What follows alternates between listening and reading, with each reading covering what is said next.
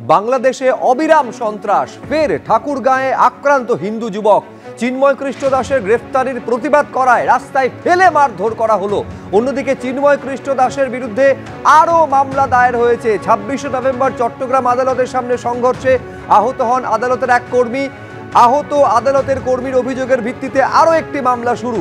আরও বিস্তারিত জানবো, নিউজ রুমে সরাসরি আপনাদের নিয়ে যাব। অতনু হালদার আমাদের প্রতিনিধি রয়েছেন। তার মানে অতনু, একদিকে চিন্ময় কৃষ্ণ দাসকে মামলায় মামলায় জর্জরিত করে দেওয়া হচ্ছে, সেই চিন্ময় কৃষ্ণ দাসের মুক্তির দাবি যিনি করছেন, একেবারে ছবিতেও দেখা যাচ্ছে প্রকাশ্য রাস্তায় দিনের আলোয় এমন পেটানো হচ্ছে, তার ঠাঁই হচ্ছে হাসপাতালে। এবং যেটা সব থেকে গুরুত্বপূর্ণ বিষয়, যে এই ব্যাপারে বাংলাদেশের পুলিশ প্রশাসন তারা নীরব নিশ্চুপ। বাংলাদেশ সরকারকেও সেইভাবে কিন্তু এখনো পর্যন্ত উদ্যোগী হতে দেখা যাচ্ছে না, যে বাংলাদেশের যে সমস্ত সংখ্যালঘু হিন্দু, বৌদ্ধ, খ্রিস্টান রয়েছেন তাদের নিরাপত্তা নিয়ে যে প্রশ্ন উঠছে, সেই নিরাপত্তা সুনিশ্চিত করতে। কেন বলছি, তুমি দেখো যে আজকে ইস্কনের সন্ন্যাসী চিন্ময় কৃষ্ণ দাস, তিনি আজকে তাকে ফের আদালতে পেশ করা হলো এবং তার হয়ে কোনো আইনজীবী দাঁড়ালেন না, ফলে তাকে ফের 1 মাসের জন্য বিনা বিচারে জেলে চলে যেতে হলো। একজন আইনজীবী পর্যন্ত দাঁড়ালেন না, যেখানে এর আগে ঠিক 1 সপ্তাহ আগে এই শুনানির দিন তার হয়ে 50 জন আইনজীবী দাঁড়িয়েছিলেন। তারপর আজকে একজনও দাঁড়ালেন না, কারণ ইতিমধ্যে একজন আইনজীবীর বাড়িতে যেরকম বাড়িতে এবং চেম্বারে হামলা হয়েছে, একজন আইনজীবীকে মারধর করে হাসপাতালে ভর্তি করে দেওয়া হয়েছে এবং এমন একটা ভয়ভীতির পরিবেশ তৈরি হয়েছে যে তার হয়ে কোনো আইনজীবী দাঁড়াচ্ছেন না এবং সরকারও কোনো আইনজীবীকে তার হয়ে দাঁড় করানোর জন্য, বা চট্টগ্রাম আদালতও তার হয়ে কোনো আইনজীবীকে দাঁড় করানোর জন্য কোনো উদ্যোগ নিচ্ছে না এবং 1 মাসের জন্য তাকে বিনা বিচারে জেলে চলে যেতে হলো। অন্যদিকে তুমি দেখো দুটো গুরুত্বপূর্ণ ঘটনা। একটা হচ্ছে গিয়ে যে এই সন্ন্যাসী চিন্ময় কৃষ্ণ দাসের বিরুদ্ধে আবার নতুন করে একটা মামলা শুরু করা হলো কবে? 26শে নভেম্বর। এর আগে তাকে যেদিনকে আদালতে তোলা হয়েছিল, সেই দিনকে তুমি জানো যে সেই দিনকে আদালতে একটা সংঘর্ষের ঘটনা ঘটে এবং তাতে একজন আইনজীবীর মৃত্যু হয় এবং সেই ঘটনায় ইতিমধ্যেই 3টি মামলা শুরু করে বেশ কয়েকজনকে বাংলাদেশ পুলিশ গ্রেপ্তার করে। এরপরে যেটা হলো আজকে, যে এই যে আগের 3টে মামলা, এর কোনোটাই চিন্ময় কৃষ্ণ দাসের নাম ছিল না, কিন্তু আজকে 1 সপ্তাহ পরে আদালতের এক কর্মী, তিনি সেই দিনের ঘটনায় আহত হয়েছিলেন, তিনি পুলিশের কাছে অভিযোগ দায়ের করলেন এবং সেই অভিযোগের পরিপ্রেক্ষিতে এবার চিন্ময় কৃষ্ণ দাসের বিরুদ্ধে মামলা শুরু করা হলো।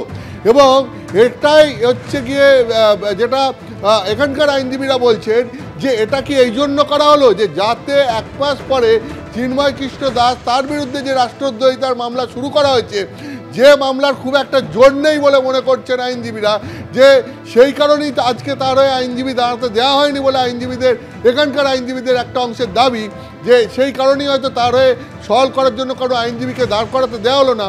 ঠিক সেই কারণে, সেই আশঙ্কায় যে 1 মাস পরে হয়তো উনি জামিন পেয়ে যেতে পারেন, তখন যাতে তাকে আবার নতুন করে অন্য কোনো মামলায় হেফাজতে নেওয়া যায়, তার জন্য আর একটা মামলা সাজানো হচ্ছে, আর একটা মামলা তৈরি করা হচ্ছে। ওই জন্য 1 সপ্তাহ আগের ঘটনায় আহত একজন আদালত কর্মীকে দিয়ে একটা মামলা করানো হলো এবং মামলাটা করানো হলো সন্ন্যাসী চিন্ময় কৃষ্ণ দাসের বিরুদ্ধে। এখন প্রশ্ন হচ্ছে, 26শে নভেম্বর যখন আদালতে সংঘর্ষের ঘটনা ঘটেছিল, তার আগেই তো চিন্ময় কৃষ্ণ দাসকে পুলিশ গ্রেপ্তার করেছিল এবং সেই দিনকে তাকে আদালতে পেশ করা হচ্ছিল। যখন তাকে আদালতে পেশ করা হয়, তখন তিনি পুলিশের হেফাজতে ছিলেন।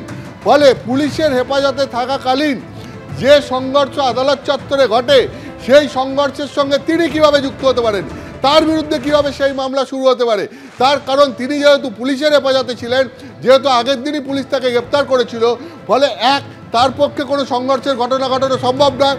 2, তিনি পরিকল্পনা করে কোনো সংঘর্ষের ঘটনা ঘটাতে পারবেন না, তার কারণ তিনি তো নিজে পুলিশ হেফাজতে ছিলেন, সেখান থেকে তিনি কি করে পরিকল্পনা করবেন? কিন্তু তা সত্ত্বেও দেখা গেল তার বিরুদ্ধে অভিযোগ দায়ের হলো এবং পুলিশ হেফাজতে থাকাকালীন তাকে অভিযুক্ত করে আর একটা মামলা শুরু করে দিল পুলিশ।